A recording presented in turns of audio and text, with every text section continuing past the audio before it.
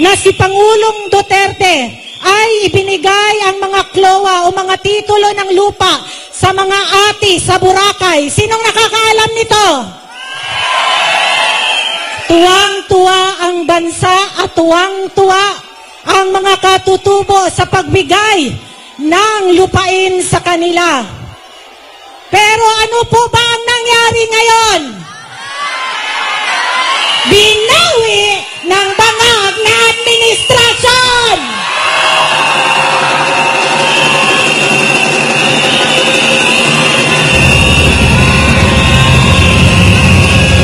Ano ang dahilan kung bakit nila binawi? Dahil daw pinapaboran ng Department of Agrarian Reform ang mga hotel owners o ang mga oligarkiya para magtayo ng mga hotel at para sa turismo. Ang bansang Pilipinas ay malawak. Bakit mo nanakawan ang mga katutubo? Ngayon naman, anong binawi? Binawi ang benepisyo ng mga militar at benepisyo ng mga nagtatrabaho sa gobyerno. Magandang hapon, Quezon City! Hinsay mga Bisaya, dire! Wala, panang mo Bisaya? Woo! Hinsay taga Mindanao, dire! Wow, taga kayo! Maayong hapon ka na itong tanan! Maayan, hahal daw mga sulot ko! Tumatayo ako dito hindi lamang bilang isang Gabriela daw, kundi tumatayo ako bilang isang katutubo. Ako po ay nagmula sa bayan ng Malaybalay, Bukidnon sa Mindanao. Itinataas ni ate, irespeto ang mga IPs!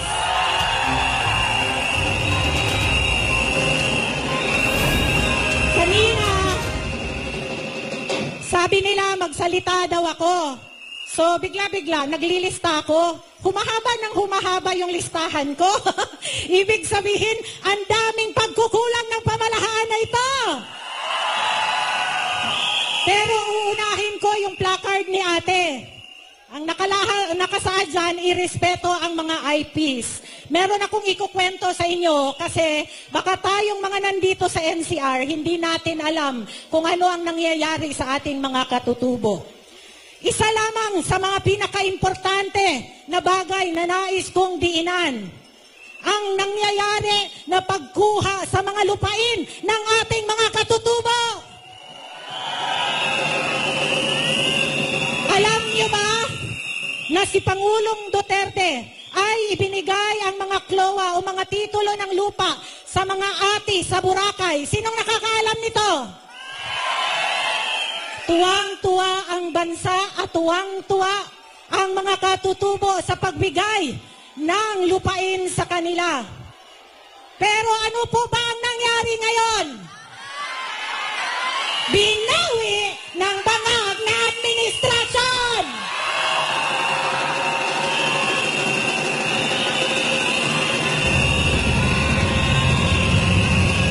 Ano ang dahilan kung bakit nila binawi? Dahil daw pinapaboran ng Department of Agrarian Reform ang mga hotel owners o ang mga oligarkiya para magtayo ng mga hotel at para sa turismo. Ang bansang Pilipinas ay malawak. Bakit mo nanakawan ang mga katutubo? Sa totoo lamang, nadudurog ang puso ko kapag ipinag-uusapan nito. Hindi ba kayo naiiyak para sa mga kababayan nyo na nasa kabundukan? Bakit nagkakaroon ng mga rebelde? Dahil kapag ang pamahalaan ay hindi inalagaan ang kanyang mga sambayanan, ito ang nagiging dahilan kung bakit merong protesta, kung bakit merong pag-aaklas. Dapat ba na hindi pakinggan ni BBM ang hinaing ng mga katutubo? Tayo na nandito sa NCR, tuwang-tuwa tayo dahil meron tayong natitirahan, meron tayong natatawag na ating lupa. Pero yung kakapiranggot na ibinigay sa mga katutubo sa kawalang hiyaan ay binawi pa.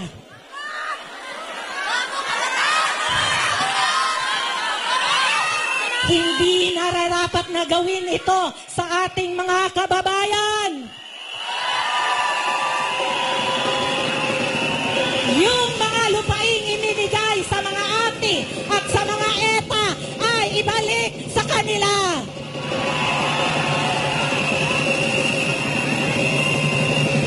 Nakalagay dito sa ating backdrop, National Day of Protest. Tatanungin ko kayo, ano ba ang kahalagahan ng June 30? Sino nakakaalam?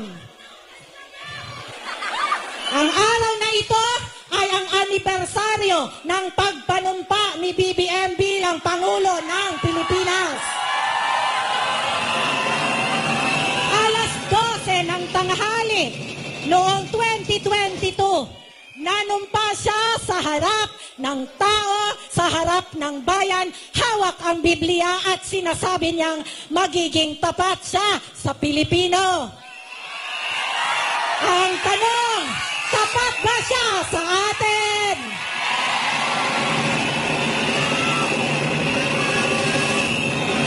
Ang kulay ng ating pagkakaisa dito, red, green at itim ay nagsisimbolo ng ating pagkakaisa. Iwagayway yung flag na red, green and black.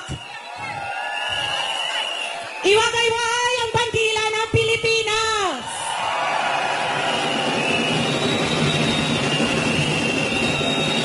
Ang bawat isa sa atin ay may tungkulin pangalagaan ang ating bayan. Alam nyo, bilang isang dating undersecretary ng isa sa mga ahensya ng pamahalaan, sabi ko kay Pangulong Duterte ko lamang naranasan na ang lahat ng mga lingkod bayan ay takot magkamali. Dahil ayaw na ayaw ni Pangulong Duterte ang korupsyon. Anong sabi niya?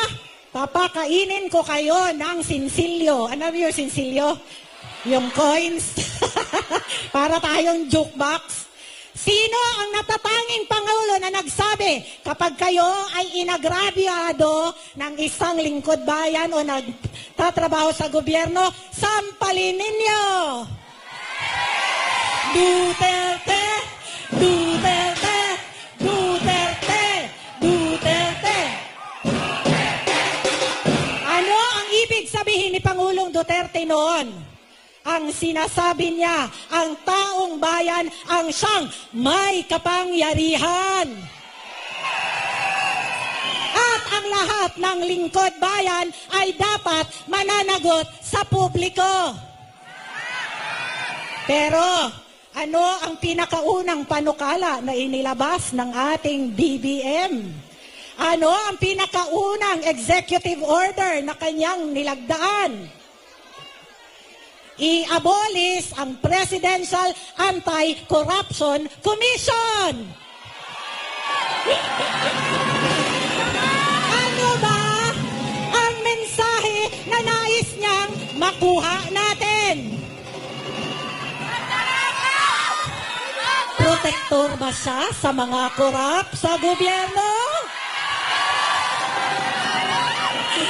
Si Pangulong Duterte, itinayo ang PACC o Presidential Anti-Corruption Commission dahil gusto niya na ang bawat isa sa atin ay merong sumbungan na magsasabi tayo kung meron tayong naobserbahan na mga katiwalian. Ngayon, saan kayo magsusumbong?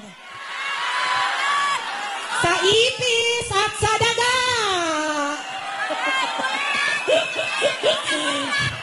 Bakit mo bubuwagin ang isang ahensya na gumagawa ng pag-alaga sa taong bayan? Nakakatawag pa ba kayo ngayon sa 8888? Wala, parang bigas lang, wala na. Bangag ang presidente ko, binabasa ko lang. Nakakalungkot. Alam nyo, sa panahon namin, ano ang saysay ng 888? lahat kaming nakaupo sa pwesto, every week nakakatanggap ng sulat. Alam nyo, sa totoo lang, grabe kayo, no? Grabe ang taong bayan. Ultimo yung baboy na mabaho sa kapitbahay, isinusumbong nyo sa 888. Totoo yan. Lahat ng uri ng problema, kaya nating itawag sa panahon ni Tatay Digong. Kasi kay Tatay Digong, tayo ang mahalaga. Kay Tatay Digong, tayo ang importante. Kay Tatay Digong, hindi ang ibang bansa ang importante, kundi ang mamamayang Pilipino.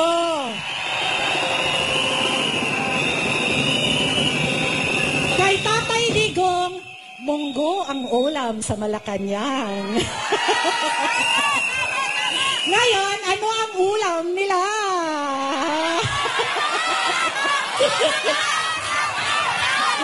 Ngayon, ano ang ginagawa nila sa inyo? Concert! Woohoo!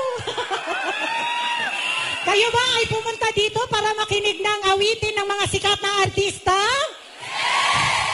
Kayo ba ay pumunta dito dahil may ayuda?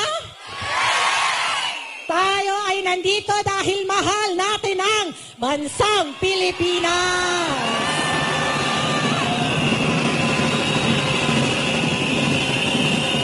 Anong oras na? Anong oras na? Mag-aalas 6 na. Alauna, nandito na kayo. Wala kayong merienda. Pero kahit ganun pa man, hindi kayo gutom. Bakit? Busog na busog tayo sa pag-aalab ng pagmamahal para kay Tatay Digong. Busog na busog tayo sa mga mensahe na ating naririnig na dapat ang Pilipinas ay para sa Pilipino.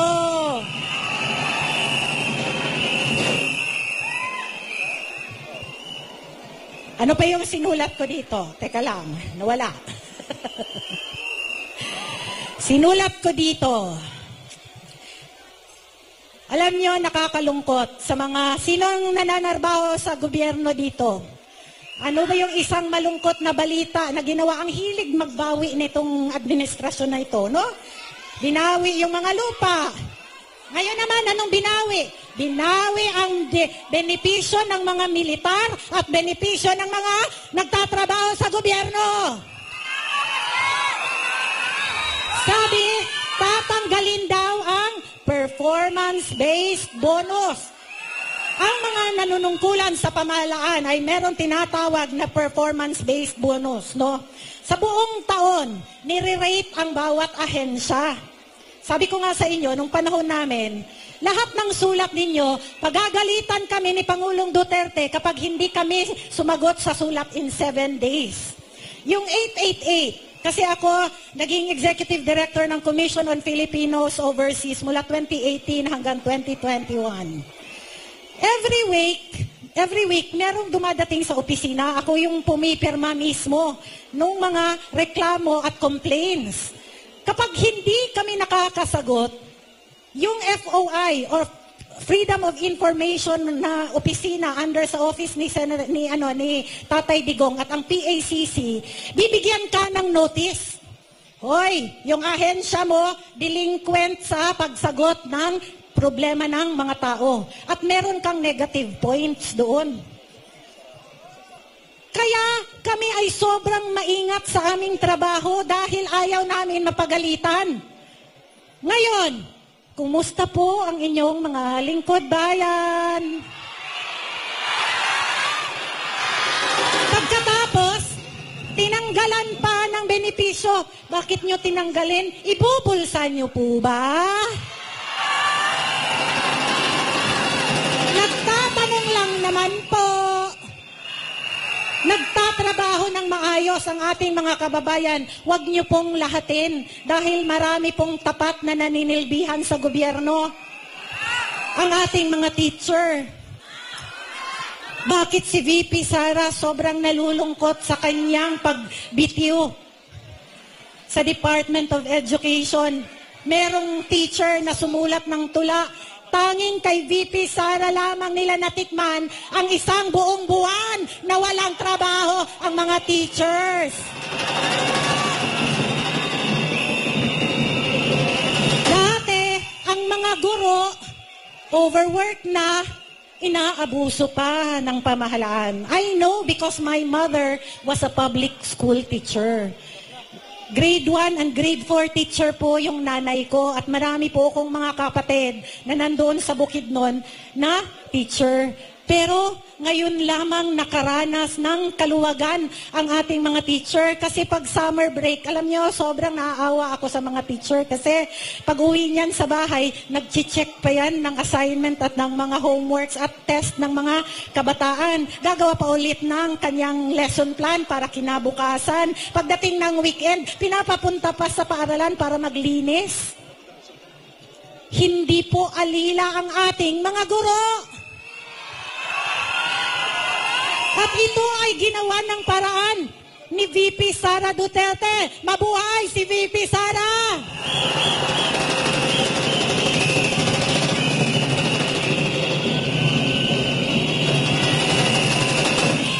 Sana naman ay hindi bawiin. Ano po? Ito lamang din. Kaming mga taga Mindanao, bakit nalulungkot? Kahit yung mga proyekto ni Tatay Digong para sa Mindanao, binawi din. Naaprubahan na at meron ng plano, meron ng programa, meron ng pondo, yung Mindanao Railway Station ng Mindanao. Anong ginawa ni PBBM? Binawi at pinatigil. Kaya kaming mga taga Mindanao nagagalit at kaming mga taga Mindanao, kung pwede pa lang, maghiwalay na lang kami sa inyo. Huwag naman dahil iisang Pilipinas lang tayo. Ang kailangan natin, mamuno sa atin na tama ang kaisipan. Ang mamumuno sa atin na tama ang puso. Kung kaya't kailangan natin isigaw. Ano ang isisigaw natin? BBM resign daw. Ako, ang isisigaw ko, Duterte! Duterte! Duterte! Duterte! Huli na lang kasi mag-wrap up na daw ako. Nais ko lang itong anuhin kasi this is the most recent issue that we have. Poprotektahan ba natin si Pangulong Duterte? Ano ang ginawa? Oy, mga taga Quezon City, yung kapitbahay nyo, pasaway. Hello, Congress of the Philippines. Sabi nila, pasusulputin namin dito sa Kongreso si Tatay Digong at si De Lima para sa hearing ng ICC. Sino sa inyo dito ang hindi safe sa panahon ni Tatay Digong? PRRD's presidency gave peace and security to the Philippines.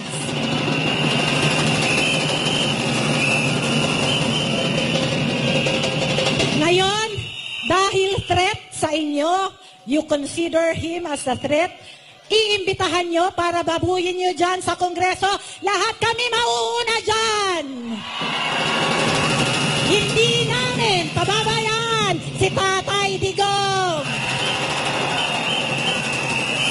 Isa lamang ang hiling ko sa inyo, mga kababayan. Nandito tayo ngayon, 1 milyon. Pagsabi nyo sa inyong mga kapitbahay, bukas 2 milyon na tayo. Sa makalawa at sa araw na itinakda, 32 milyon na tayo.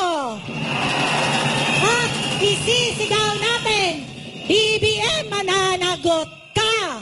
BBM mananagot ka! BBM mananagot ka! Dahil ang taong bayan ay ayaw sa Pangulong tamad. Maraming salamat!